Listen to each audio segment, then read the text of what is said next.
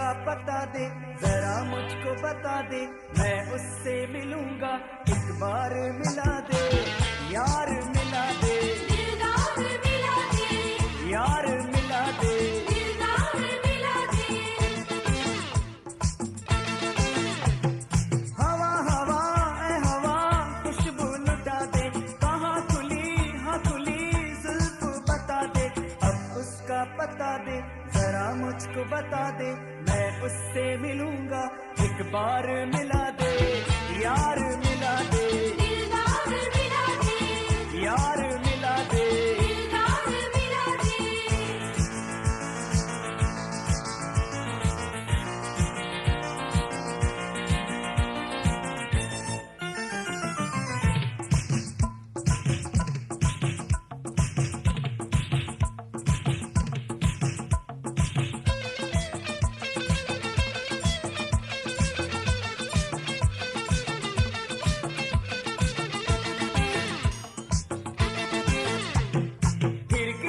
The man who would be king of the apes.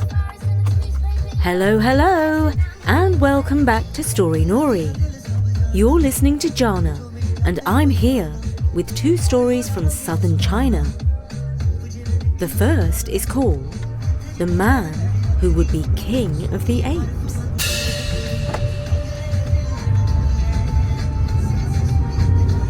Once, in a quiet Chinese village, there lived a poor woodcutter called Wei. Wei was not very good at cutting wood, and his wife May often reminded him of this. "Wei, you've been gone all morning. Did the trees run away from you again?" she sighed, shaking her head. One misty morning, hoping to bring something home, anything, Wei wandered deeper into the forest than ever before, searching for wild mushrooms, but the forest was big and dark, and soon he was lost. Wei sat down beneath an ancient tree and folded his legs like the monks he had seen meditating. "I'll just rest a moment," he murmured, and promptly fell fast asleep.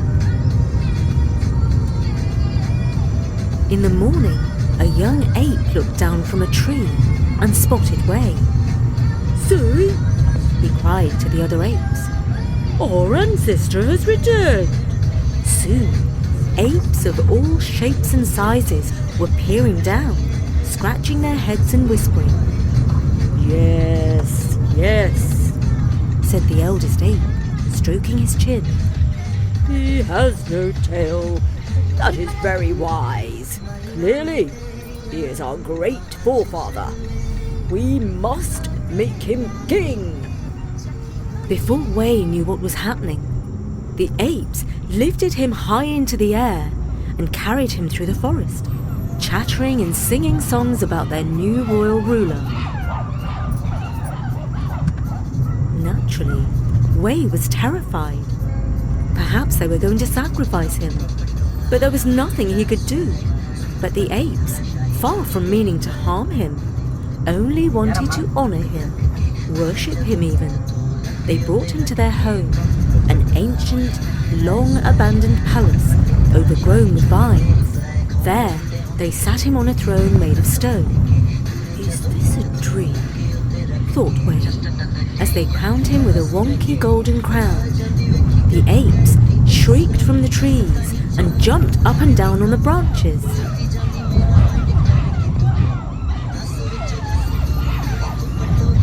Again, he felt frightened until he realized that they were cheering him.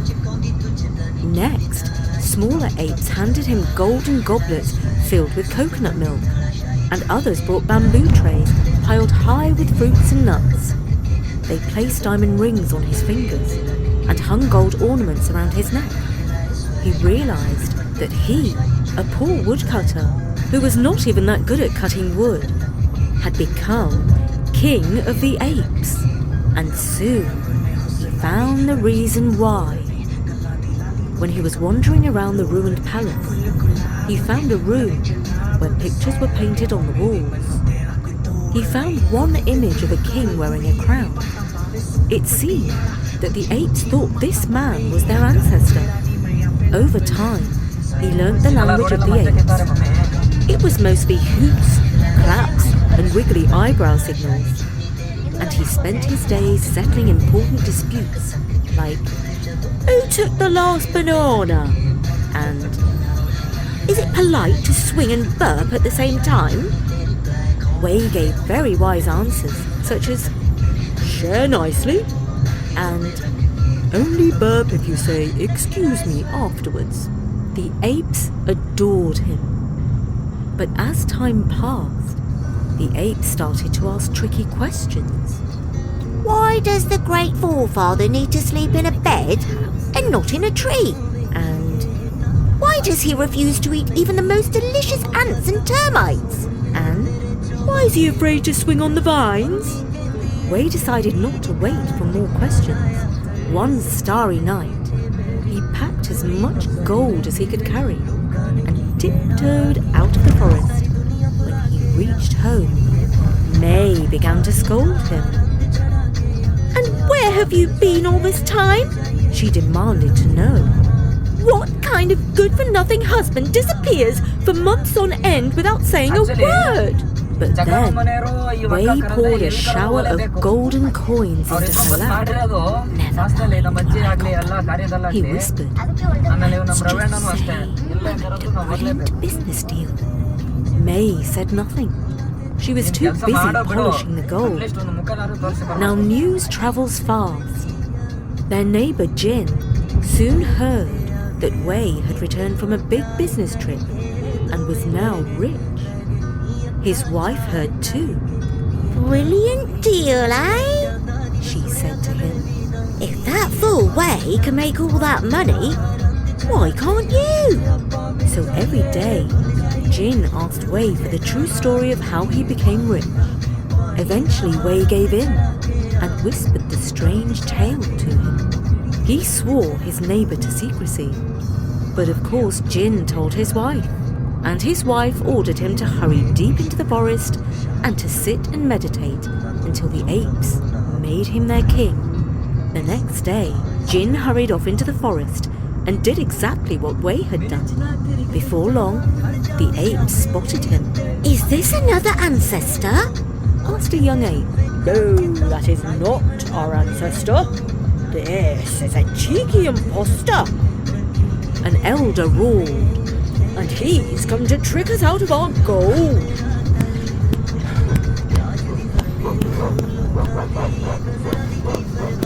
Before Jin could open his eyes, the apes pelted him with nuts, twigs, rotten fruit, and a very large coconut.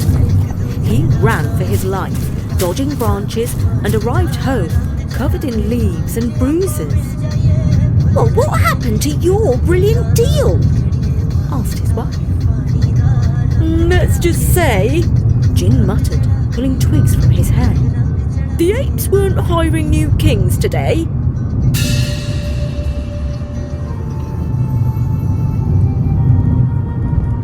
And that was the story of the man who would be king of the apes, an ancient tale from southern China. Coming up, we have one more story from China, and this one has a touch of romance. But first, here's a message from our friends at Kaboom!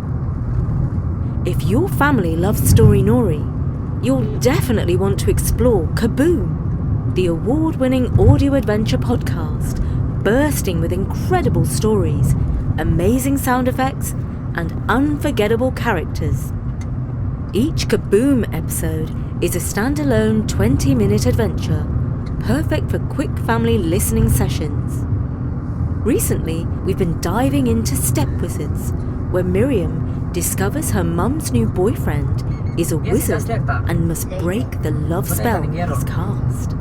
Kaboom will set your imagination in motion with plots from uncovering a baby dragon in an attic to encountering aliens at summer camp, or facing a werewolf on prom night. With top-tier voice acting, cinematic sound design, and original artwork for each episode, Kaboom offers storytelling at its finest. Tune into Kaboom on Apple Podcasts, Spotify, YouTube, or wherever you get your podcasts. There are 3 seasons that you can binge now, and season 4 is out now. New episode every Friday. Now, we have another Chinese story for you. You might think that this one is a little bit like a famous French fairy tale, one that's been made into a movie by Disney. See if you can spot which story I mean. It goes to show that similar stories somehow spring up all over the world. The Fairy Serpent.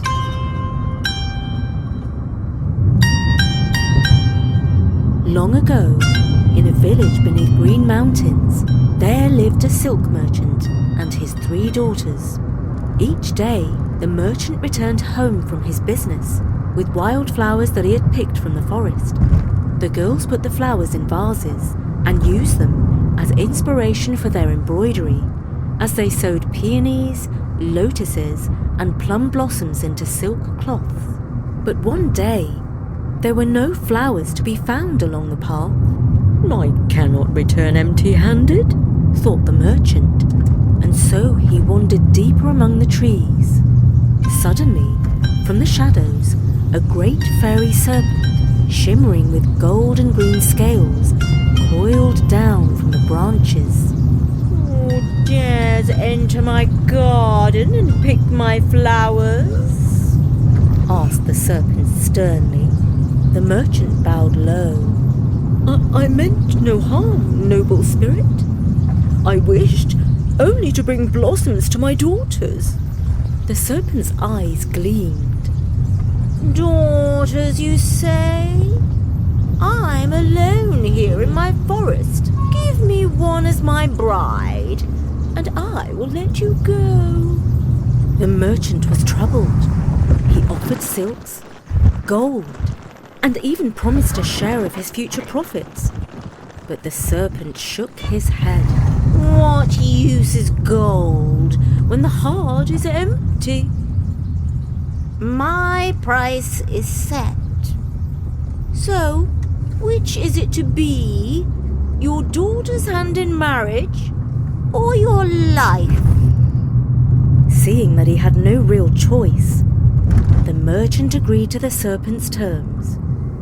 At home, sorrow hung over the house. The merchant grew pale and quiet.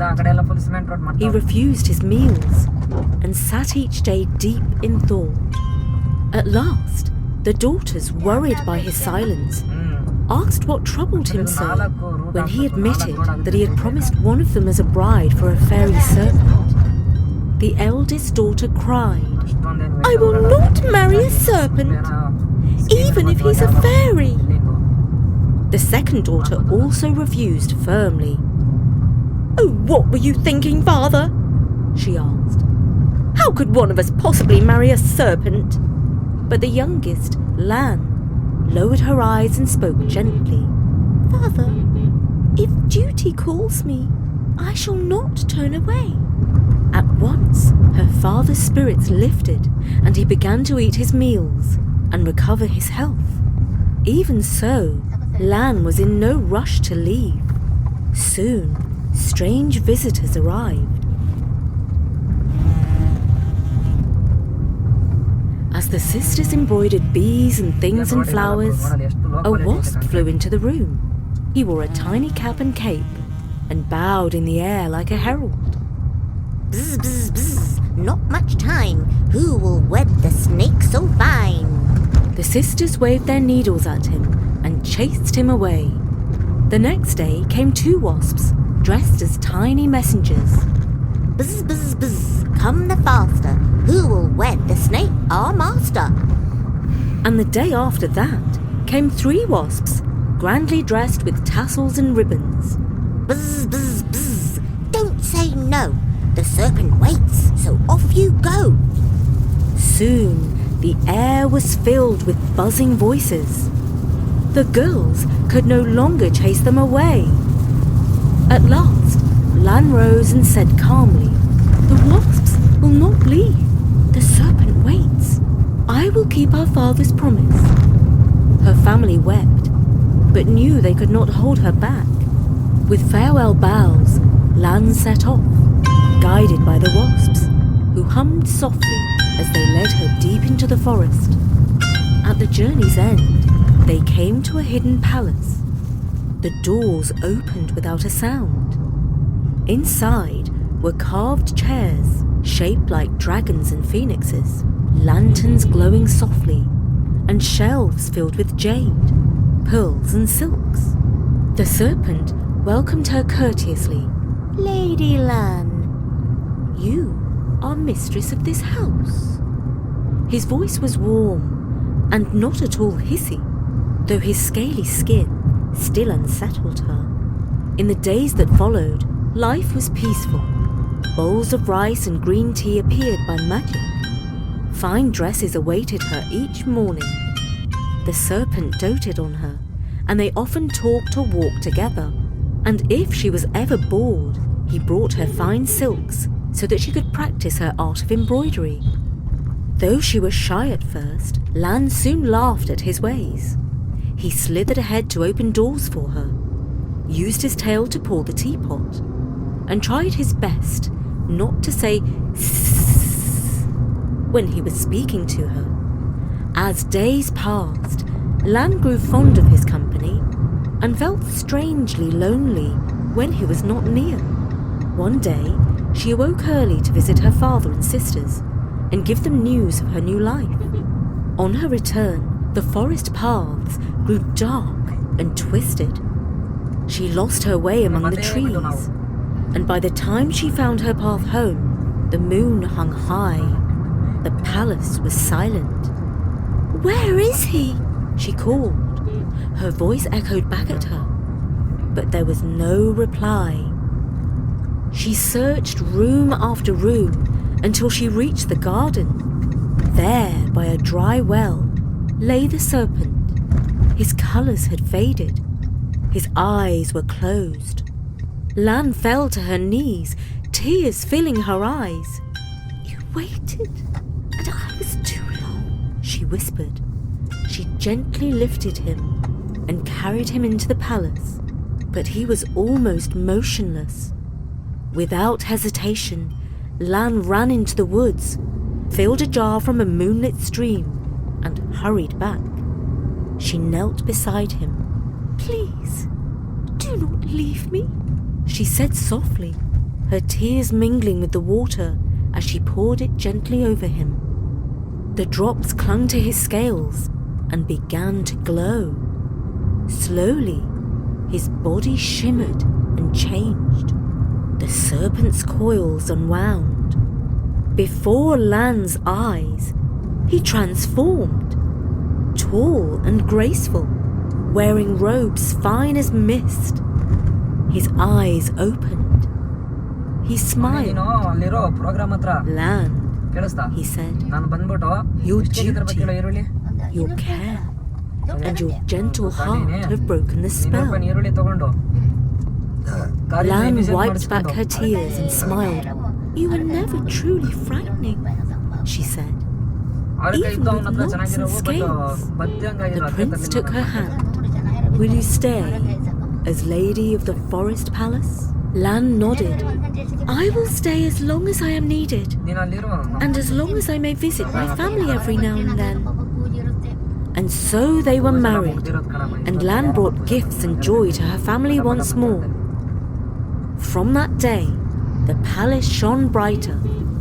The wasps sang cheerful songs, and birds built their nests among the blossoming trees. Lan and her prince often visited her old village, where the people whispered how duty, patience, and a gentle heart can turn even a serpent into a true friend. And that was the Chinese tale of the fairy serpent. Did it remind you of a famous fairy tale from Europe? Stories tend to pop up in slightly different forms all over the world. Think of the story of the flood. Long ago, people everywhere told tales of huge floods, like Noah's Ark in the Bible. or similar stories from Mesopotamia and ancient China. Even though they lived far apart, people remembered a time when waters covered the world. Then there's Cinderella. Did you know there's a Cinderella in China called Ye Shen and another in Egypt named Rhodopis? All these stories tell about a kind-hearted girl who overcomes hardship to find happiness. And of course, there's Beauty and the Beast, just like this story of Lan and the Fairy Serpent. From China to France, from serpent princes to enchanted beasts. Storytellers everywhere love to imagine that kindness and courage could break a magical spell.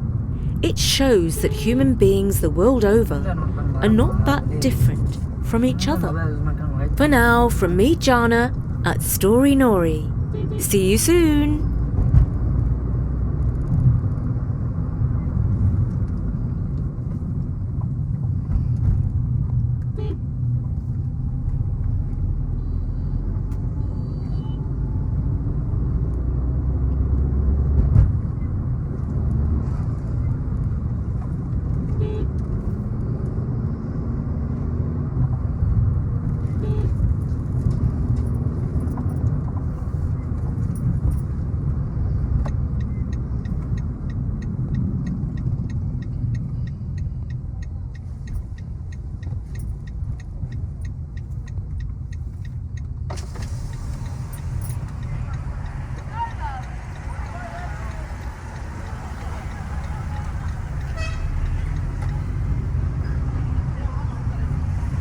Bus stand ಇದು mummy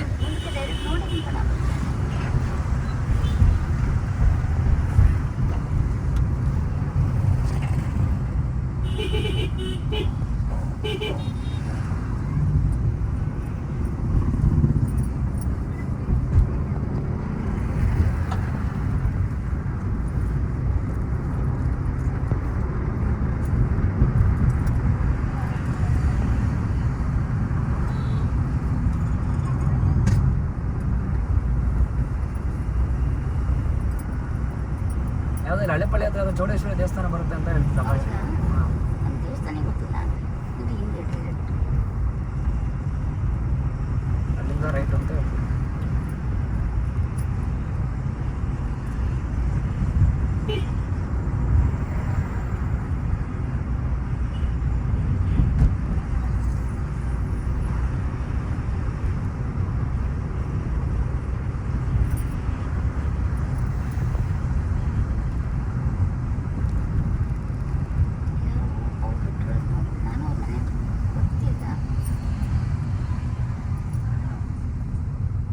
ಇದೆಲ್ಲ city area ನಮಗೆ ಯಾರ ಮನೇಲಿ ಏನೇನು program ಇರುತ್ತೆ ಯಾರಿಗೂ ಗೊತ್ತಿರಲ್ಲ.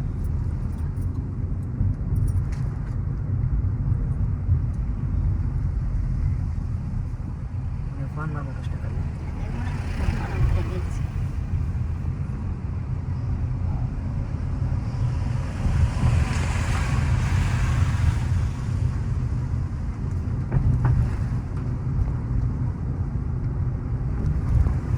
ಎಲ್ಲೋ car ನಿಲ್ಸಂಗೋದಿಲ್ಲ.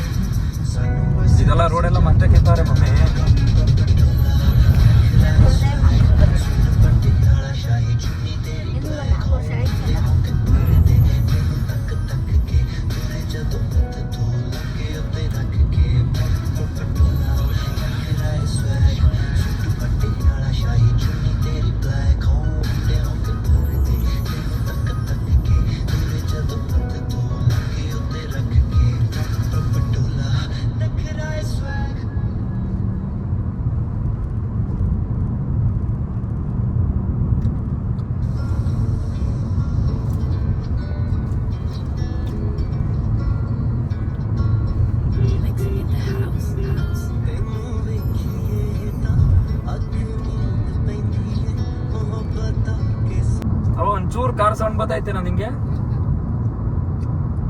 ನನ್ನ ಕೈಲಿ ಇರುತ್ತೆ ಹಿಂಗಿರುತ್ತೆ ಗಾಡಿ.